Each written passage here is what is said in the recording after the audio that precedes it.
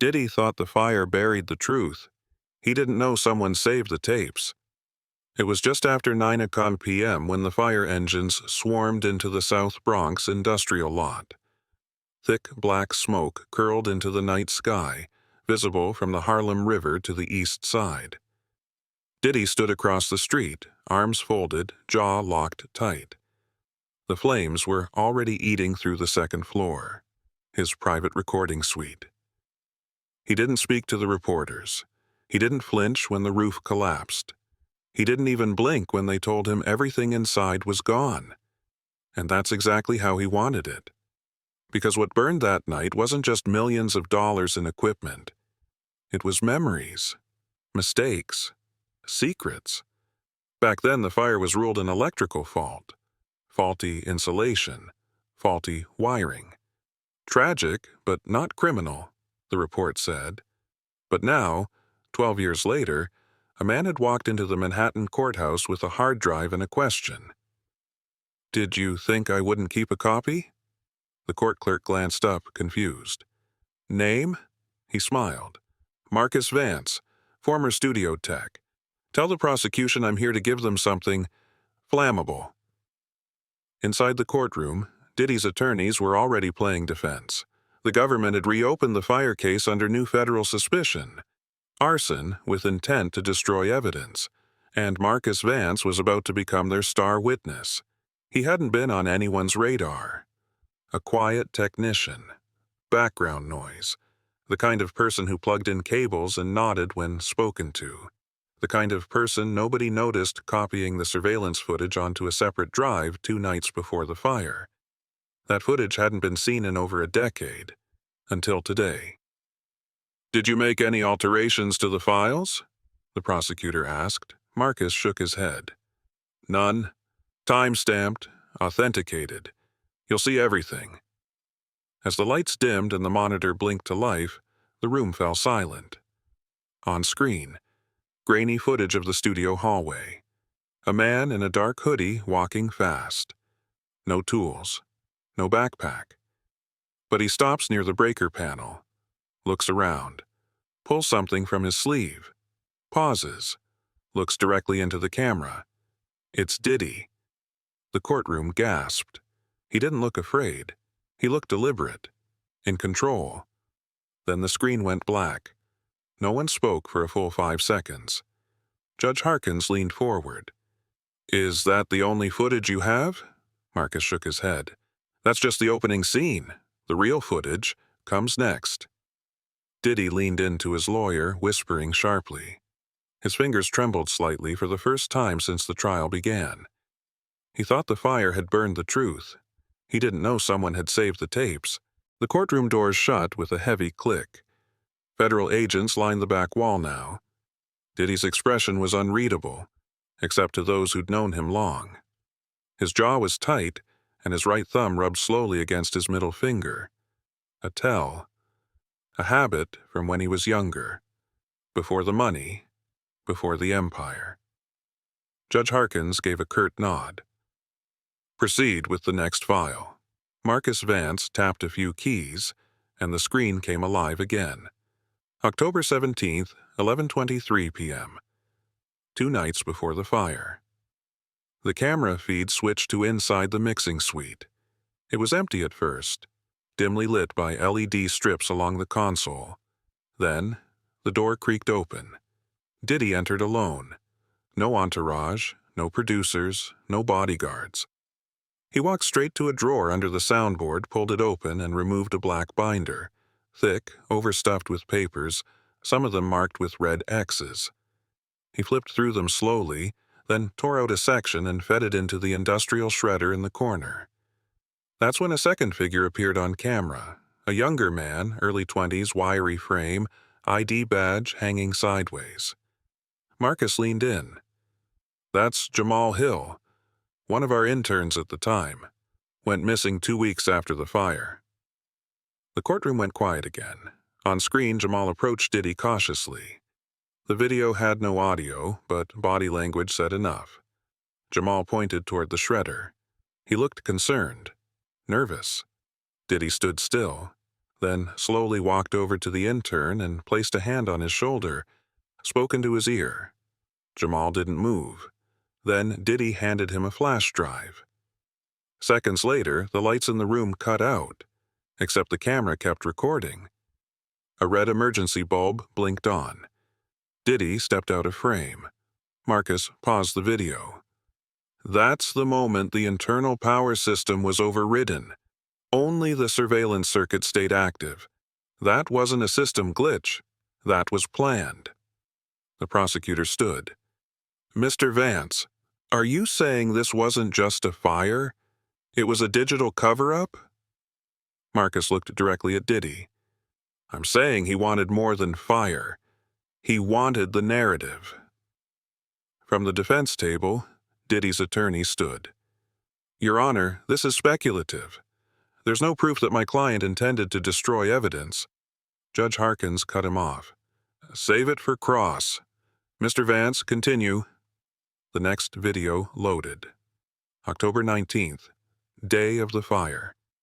7:48 p.m., a storage room. One no one talked about. Marcus paused again.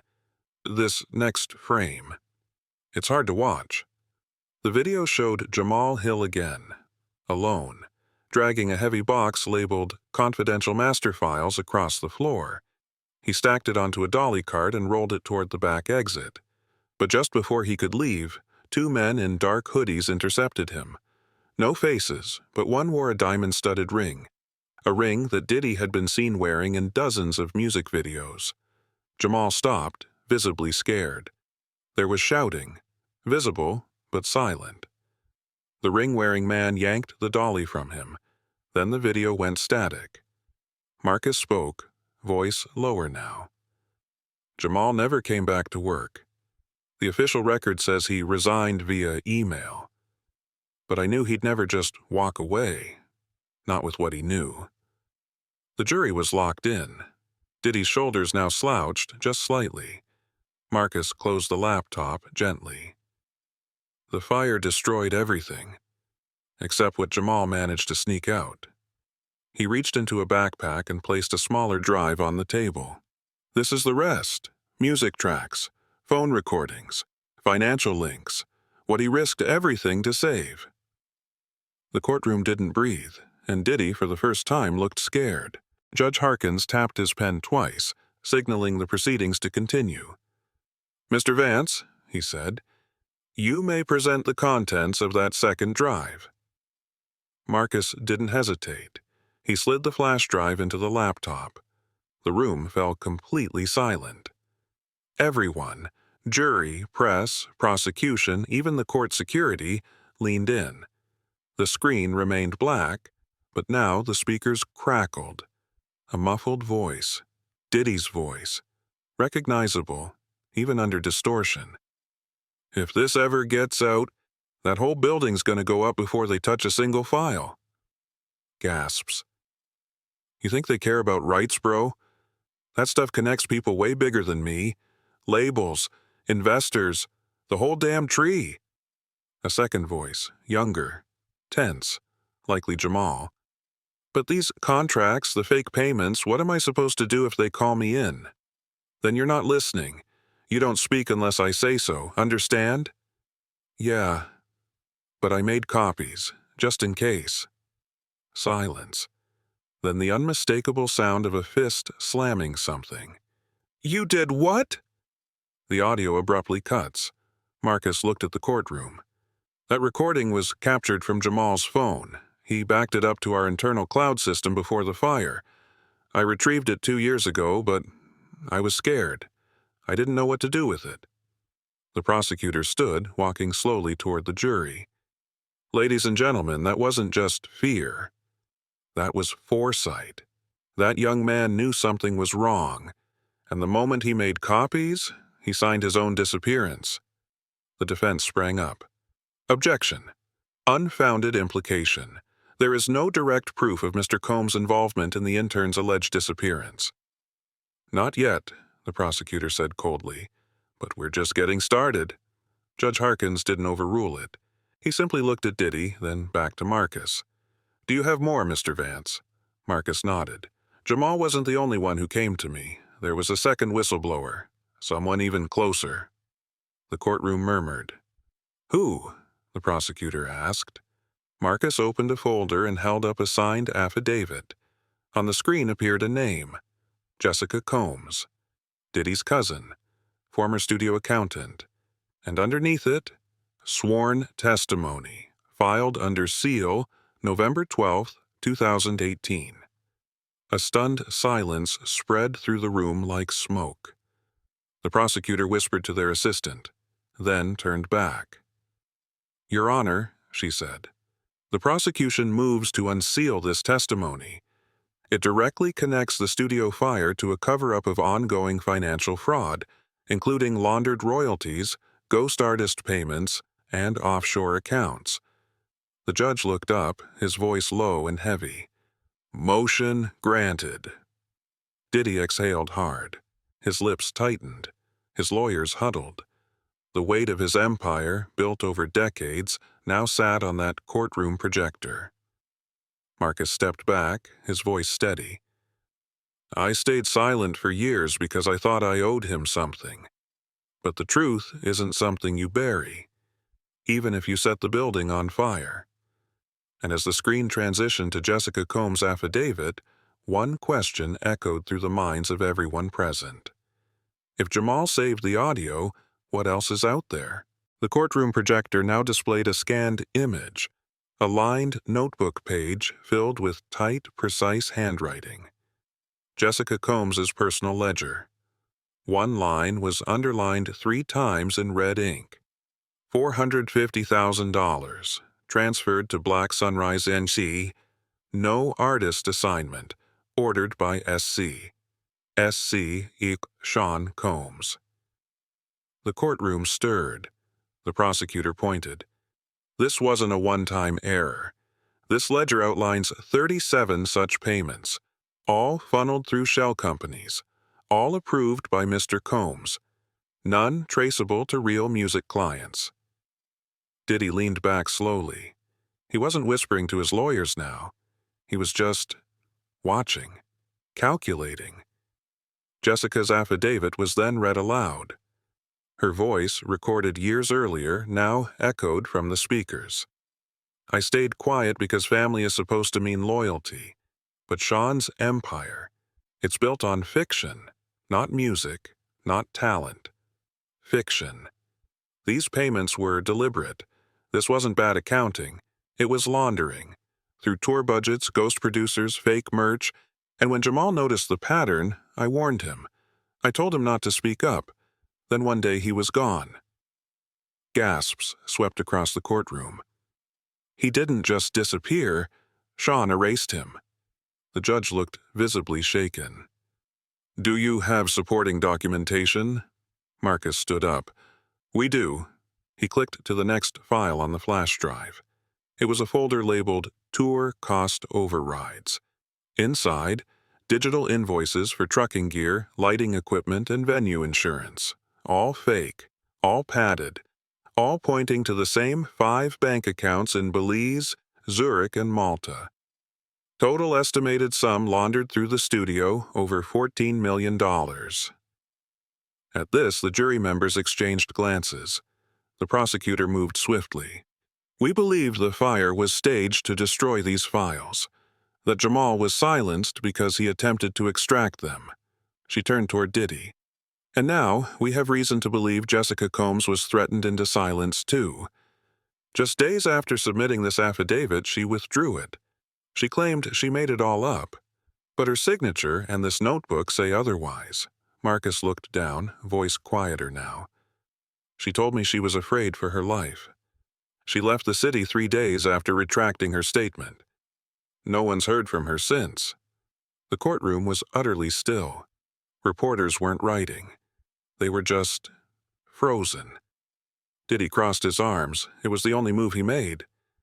Judge Harkin's voice broke the silence. Mr. Vance, do you have more? Marcus nodded. There's one last file. The last message Jamal ever left. It wasn't on his phone.